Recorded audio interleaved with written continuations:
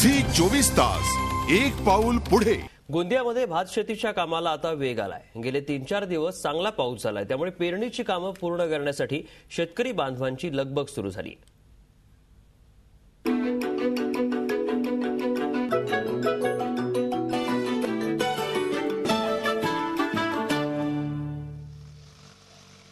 पूर्व विदर्भात दमदार पाऊस झालाय, त्यामुळे भात शेतीच्या कामांनी वेग घेतलाय।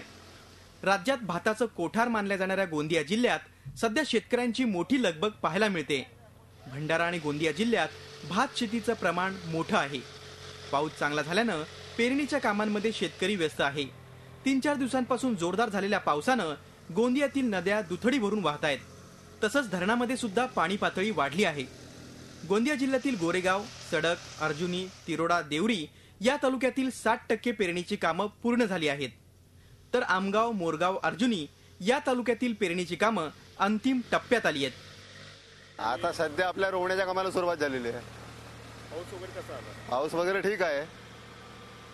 जवळपास गावात किती लोकांच्या पेरण्या वगैरे? 5-7 लाख, कमी 10-15 लोकांच्या पेरण्या चालू आहेत सध्या। गोंदिया जिल्ह्यातील पाऊस हा बेभरवशाचा असतो। केव्हा रुसेल आणि केव्हा कोसळेल याचा नेम नाही, असं विनोदानं म्हटलं जातं। पेरणीची कामं पूर्ण झाल्यानंतरच पावसानं काही काळ विश्रांती घ्यावी, असा ग्रामीण भागात सूर उमटतोय। माधव चंदनकर, झी मीडिया, गोंदिया। तर रत्नागिरी जिल्ह्यात 4 दिवसांपूर्वी अतिवृष्टी झाली, मात्र या संकटावर मात करत शेतकऱ्यांनी पुन्हा एकदा शेतीच्या कामात स्वतःला झोकून दिलंय। पारंपरिक पद्धतीनं शेती करताना पूर्वीपासून गायली जाणारी गाणी आजही ऐकायला मिळतात।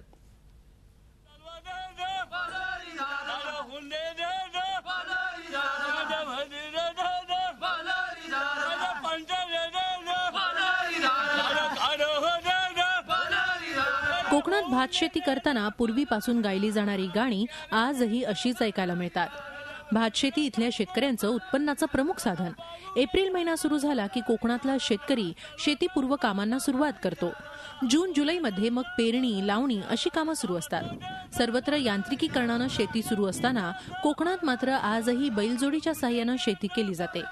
गेल्या आठवड्यात कोकणात सर्वत्र अतिवृष्टी झाली आणि शेतीचं मोठ्या प्रमाणावर नुकसान झालं। मात्र तरीही या संकटावर मात करत रत्नागिरी जिल्ह्यातल्या शेतकऱ्यांनी पुन्हा नव्या जोमानं शेती करायला सुरुवात केली आहे। पडलेल्या पावसाने आमच्या शेतीची भरपूर नुकसानी झालेली आहे आणि आता परत शेतीची कामं चालू झालेली आहेत। आता व्यवस्थित पाऊस पडतोय। असाच जर पाऊस पडला तर शेतीची कामं व्यवस्थित होतील आणि शेती व्यवस्थित होईल। यापुढेही पाऊस समाधानकारक होऊन उत्तम पीक हाती येईल अशीच प्रार्थना इथला बळीराजा करतोय। संदेश सावंतसह bureau report, Zee media, Ratnagiri. Zee 24 तास एक पाऊल पुढे।